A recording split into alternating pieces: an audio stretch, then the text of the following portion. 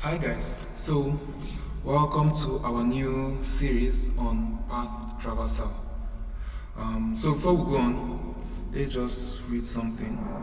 What is a path traversal? A path traversal or directory traversal attack is a web security vulnerability that allows an attacker to read arbitrary files, including application code, credentials, and sensitive operating system files on the server running an application. By manipulating the path parameters using .. which is this, an attacker can escape an intended web root directory and navigate to restricted areas on the file system. Okay, so let me explain. Now, your website stores files in folders just the way your computer does, right? So path traversal is where we trick the computer to leave the intended place it's supposed to show us and then show us those folders and files that it's not supposed to show us. Do you understand? So let me use a more practical example.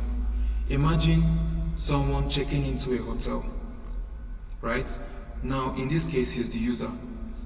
He's only permitted to have access to his room. Now, imagine a situation where from his room, he locates a door that is meant for staffs only, passes through that door, and finds himself in the manager's office. Right? So he has now accessed rooms that he's not supposed to access. So that's path traversal. So in this video, we'll just solve a very basic lab, just introducing you to it. So let's look at this. So as usual, I will put the link to this lab in the description, so just check it out. This lab contains a path traversal vulnerability in the display of product image. To solve this lab, retrieve the contents of the etc/passwd file. Okay, let's check it out.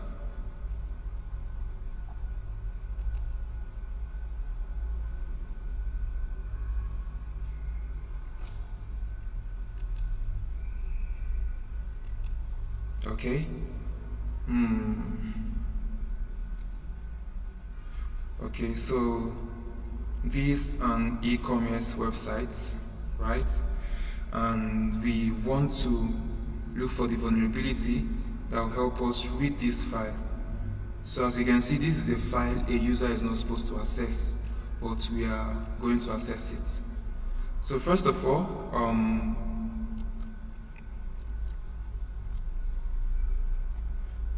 let's look at this. I want to know what's here, so I'm just going to go ahead and intercept this, right? Then let's view details of a product. Okay, so this is not what we're looking for. Let's forward it.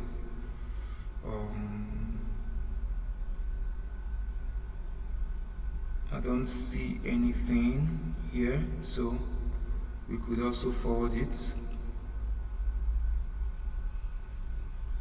Okay, if you notice here, there is a file after the image. Look at the image. Let's take this to the repeater so we analyze it properly. Okay, so we send it. Look at, so when we send it, we'll see the image that is here. So this is the image. But now, don't forget this is a file. So it's rendering this image through the file, right? So what we want to do, we want to trick this website to show us another file instead of this, right? So from what we can see, they just added the name of the file here. So let's try play around with this and add another file. So from the question, this is the file we want to access, right? We can just copy it.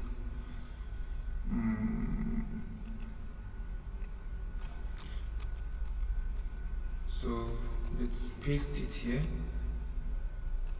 and send it. No such file. No such file. Now, this is because we are trying to access it from where we are. So we have to go back. This is a system file.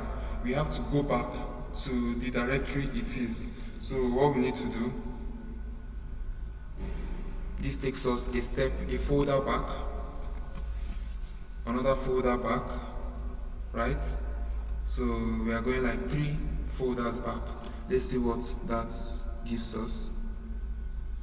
Okay, so as you can see, we took advantage of the field that has the image name, and put in the file we want to read, and we're able to read it. So this is the file here, right? This is the file,